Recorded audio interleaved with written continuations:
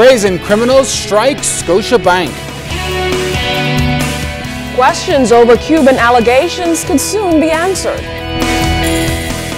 And a top sports supporter dies. Tonight we're talking to the son of Basil Nemor. The National Report starts now. Now in HD.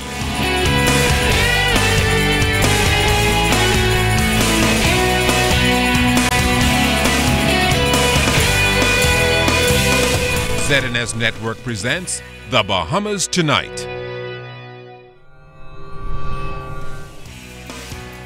This segment of the news is brought to you by BTC, powered by Lime.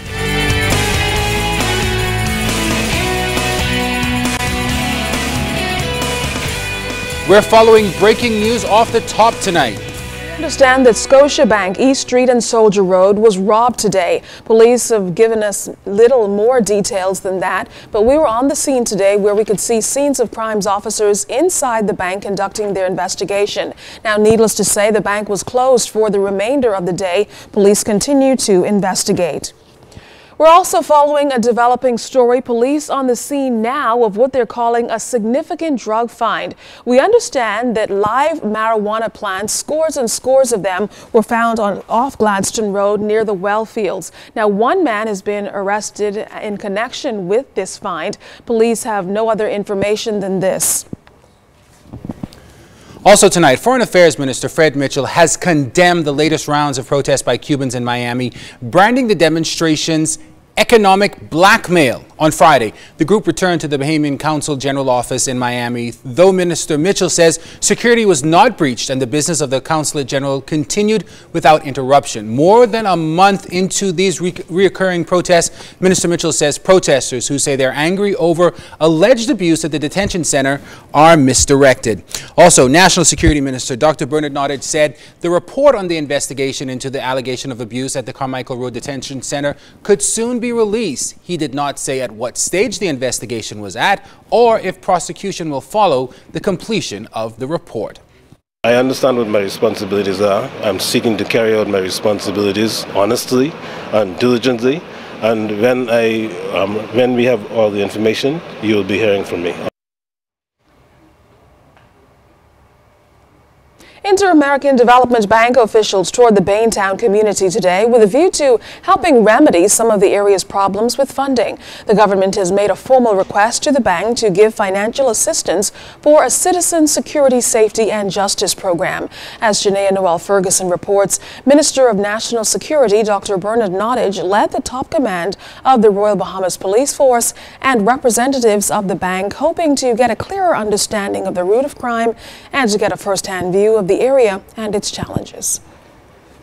From the government's residential complex on Windsor Lane to Milton Street and as far as Dumping Ground Corner, Minister of National Security Dr. Bernard Nottage, accompanied by IDB representatives and the top brass of the Royal Bahamas Police Force, hit the pavement speaking with residents, church leaders and urban renewal officials. Nottage said that the IDB wanted a first-hand look at life in the over-the-hill communities and areas considered to be hot spots for crime. They have agreed to do some work within our communities to evaluate the level of crime, the efficiency of the justice system, and to make recommendations to us about how we can improve not only the administration of justice, but how we can reduce crime in the community.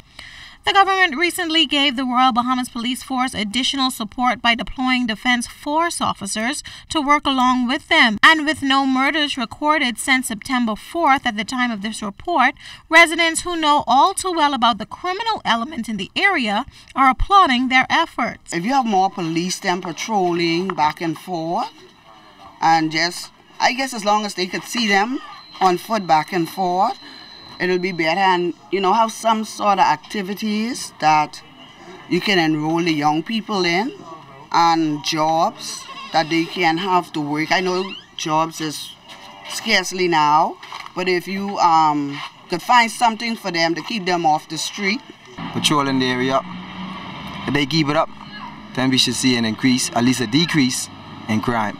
Meanwhile, IDB Representative Astrid Winter says the IDB is hoping to conduct a crime victimization survey to give the government additional information on the impact of crime in the country. We'll give the country a baseline so that in 2, 3, 4 years, or maybe every year, you can measure whether people feel safer.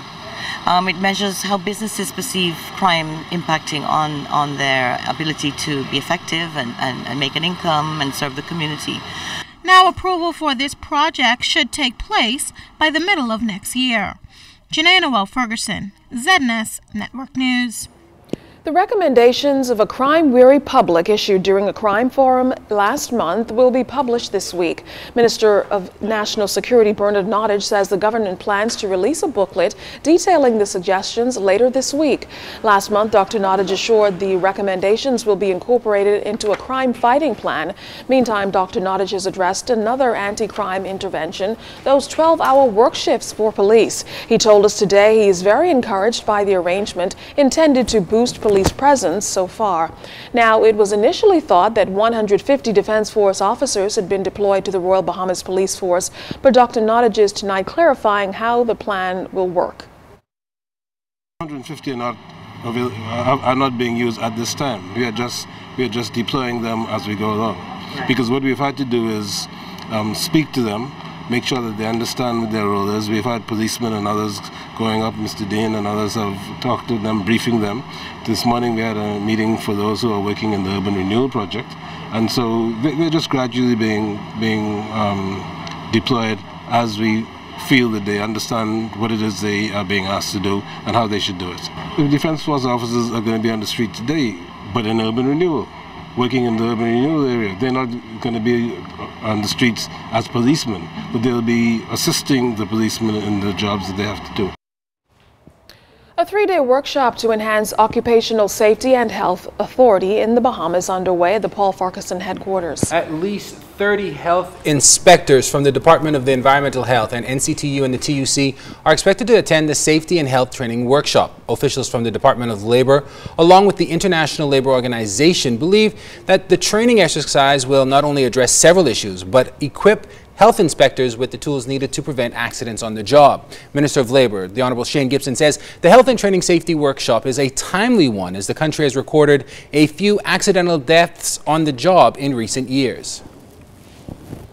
While the numbers of occupational work-related deaths and accidents are substantially much lower than those occurring in our sister Caribbean nations and in the United States, we indeed recognize the need to avoid work-related deaths, non-fatal injuries, loss of work days, and permanent incapacity for work. Hence, it is therefore vital to ensure that the Bahamas, like other Caribbean and international destinations, are in full compliance with national and international standards as governed by the International Labor Organization. A leaky roof meant that operations at the Magistrates Court complex on Nassau Street were shortened today. Fern Carey covered the brief court day, which included 2 murder arraignments. The notice posted on the door at the entrance to the Nassau Street Magistrate Court complex indicated that the courthouse would be closed at 12 noon Monday due to flooding. That flooding reportedly destroyed portions of the magistrate chambers and the business offices located on the top floors, prompting Acting Chief Magistrate Joyanne Ferguson Pratt to make the decision to close early. Nevertheless, Ferguson Pratt still presided over matters well into the afternoon. She also arraigned 22-year-old Vernon Hart, also known as Ron, wearing the black jacket, and his co-accused, a 16-year-old juvenile, for the murder of Ned Joseph, who was gunned down on Broome Street. The duo was not required to enter a plea to the charge, and they were remanded to prison. A voluntary bill of indictment will be filed, meaning the matter will be fast-tracked to the Supreme Court. Following the arraignment, Hart informed the court that he has received death threats and asked the court to ensure that he is not placed in maximum security at the prison. The court also arraigned 41-year-old Charles Williams, also known as Charles Johnson, wearing the gray shirt, for the August 25th murder of Dion Troy Moxie. Moxie was found dead with a gunshot wound in the Flint Street area. Williams was not called on to enter a plea. A voluntary bill of indictment will be filed. Bail was denied and he was remanded to prison. Following the arraignment, Williams also told the court he feared for his life. He claimed that he was beaten up by two men while in custody at the Nassau Street Police Station. Williams then asked the court to ensure that he is not placed in maximum security at the prison, and the court also noted his concern. Now, employees from the Ministry of Works are currently carrying out repairs to the portions of the building damaged by the rain, and all matters are expected to resume at 10 a.m. Tuesday morning. Fern Carey, ZNS Network News. The 15-year-old girl who attempted to rob a store in the town center mall back in August before escaping custody from the Grove police station was back in court today.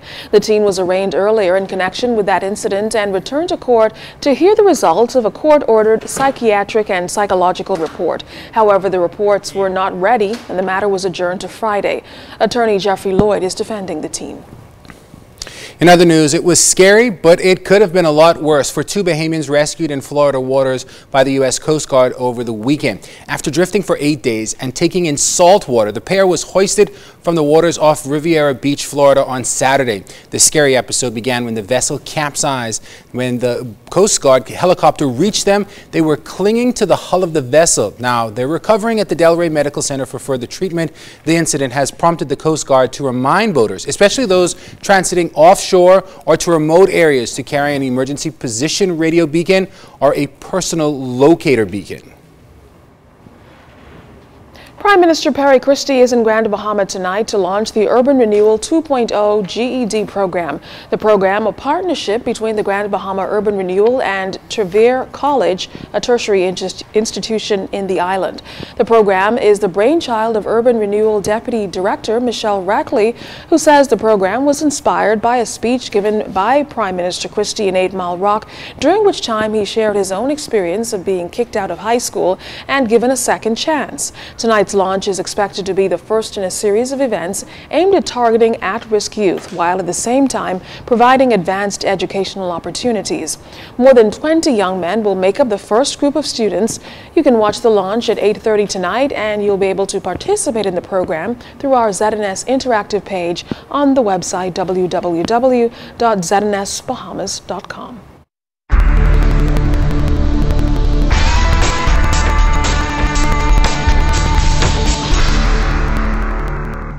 Well, in your first look at weather, we have the radar pop-up. A lot of showers and thunderstorms popping up across the northern Bahamas, courtesy of a frontal boundary that's hanging to the north. That even prompted us to issue a severe thunderstorm warning for Grand Bahama and Abaco, which should have expired at this time.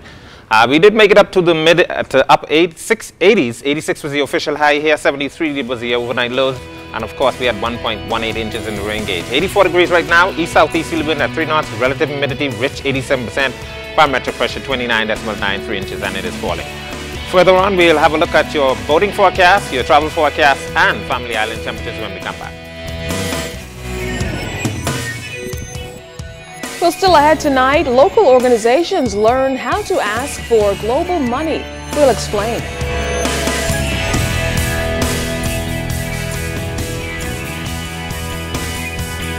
And in sports, the volleyball season is back. We've got opening night highlights. You're watching the Bahamas Tonight.